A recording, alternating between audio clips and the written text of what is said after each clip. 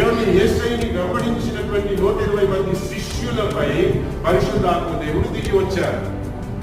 హల్లెలూయా. చాలా మంది కొంతమంది ఏమంటారంటే ఇది ఆ రోజుకు మాత్రమే పరిమితము అంటారు.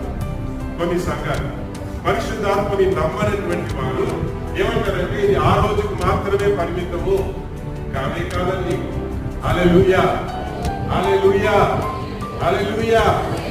కానే కాదు. దేవునికి స్తోత్రం. దానికి సాక్ష్యం పేతురే అక్కడ చివరిలో చెప్తున్నాడు 2వ అధ్యాయంలో.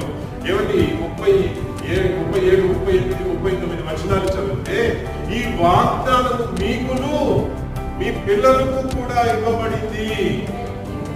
ఏ వాగ్దానం? ఈ పరిశుద్ధాత్మని అభిషేకం, ఈ పెంతెకోస్తు అనుభవం మీకును మీ పిల్లలకు కూడా ఇవ్వబడింది.